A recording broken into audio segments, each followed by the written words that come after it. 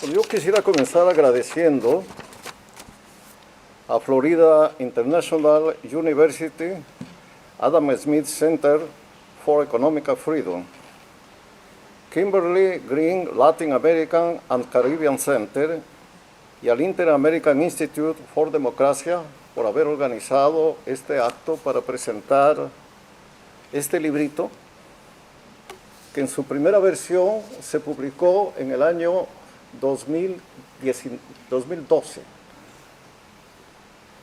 y que hoy aparece en idioma inglés, editado por Rowman Littlefield de Estados Unidos.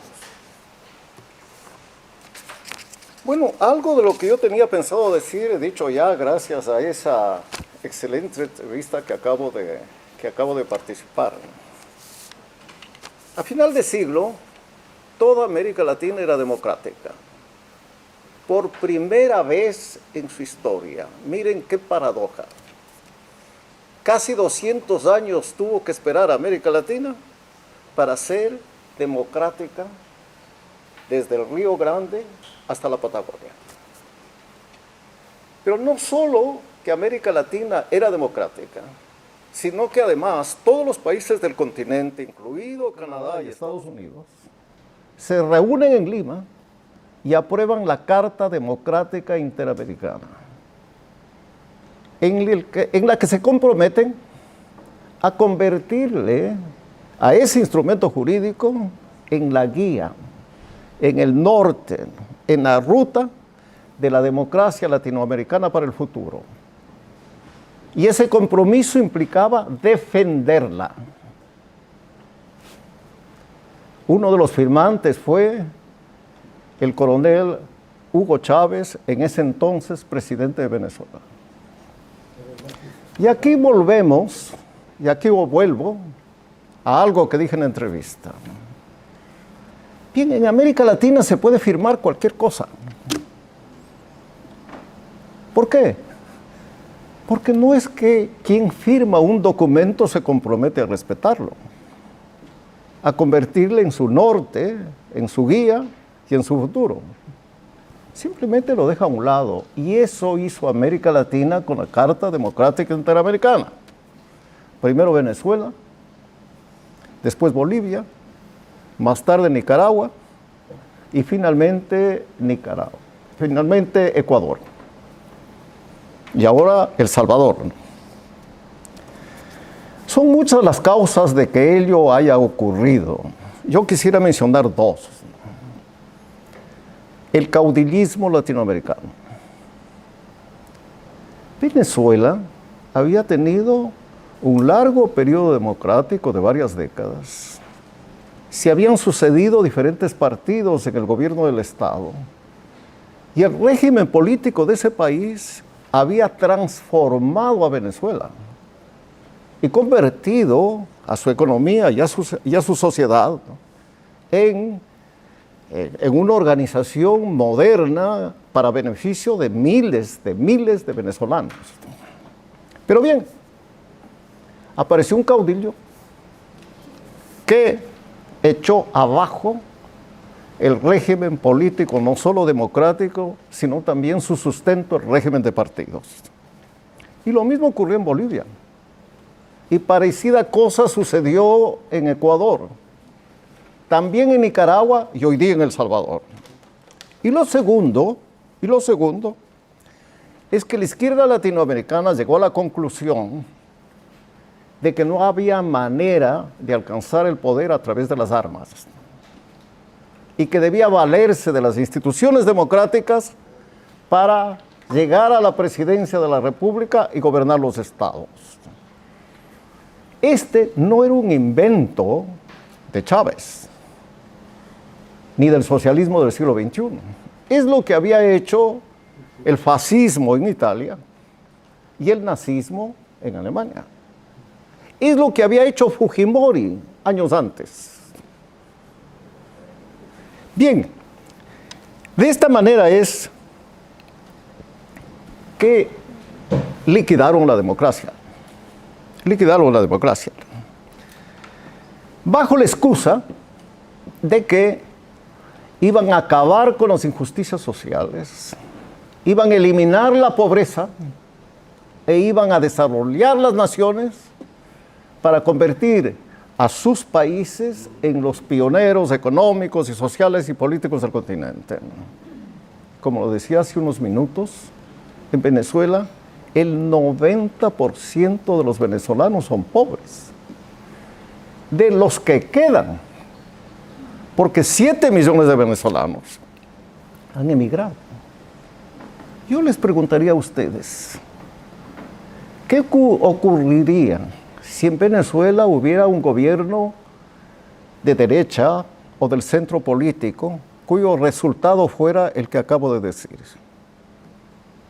Ese gobierno sería liquidado políticamente por periodistas, por intelectuales, por académicos, por profesionales. Bueno, una de las licencias que puede la izquierda en América Latina darse es hacer cualquier cosa impunemente. Bueno, eso es lo que ha pasado como consecuencia de estos gobiernos, todos los cuales, también quiero volver sobre ese tema. ¿Por qué yo los llamo dictaduras? Porque acumulan todos los poderes del Estado. En el Ecuador, Correa tenía un programa parecido al que tiene hoy el presidente de México, que se llamaba Las Sabatinas, porque se emitía los días sábados. En ellas, él decía, fulano de tal tiene que ser enjuiciado por haber cometido tal delito o tal infracción. El día lunes o el martes había un fiscal que iniciaba una acción penal en contra de ese ciudadano. O sea, no es que lo decía privadamente, lo decía y lo proclamaba públicamente. Bueno, todo esto para decirles es que estos gobiernos se ponen el poncho, se ponen el abrigo, ¿no? Se ponen el sombrero, ¿no? Se ponen los tirantes de la democracia y gobiernan como dictadores, ¿no? Todo esto para llegar a una conclusión, ¿no? La vieja democracia, la antigua democracia, la venerable democracia fundada en este continente por los padres fundadores de los Estados Unidos de Norteamérica, es la única democracia. No hay otra, no hay otra. Y esa es la democracia que debemos defender, que debemos proteger y por la que debemos luchar. Porque todos los inventos, todas las iniciativas, todas las ocurrencias que se han dado en América Latina y en el mundo para mejorar la democracia, para perfeccionar la democracia, para hacer una democracia participativa y una democracia de los pobres y del pueblo, han terminado conformando dictaduras. Es lo que pasó en Italia con el fascismo, es lo que pasó en Alemania con el nazismo, es lo que pasó en el Perú con Fujimori, y es lo que está pasando en los países que acabo de mencionar. Por lo que una de las lecciones que yo quisiera, pues, y de alguna manera el libro lo sugiere, dejar, es que hay que luchar por esa democracia de siempre. Como aquí en los Estados Unidos ha luchado para evitar que el autoritarismo desconozca un resultado electoral. Esa es la fuerza de las instituciones de los Estados Unidos que impidieron que aquí ocurriera algo parecido a lo que ha pasado en Venezuela, en Ecuador, en Nicaragua, con sus matices y en Bolivia, ¿no?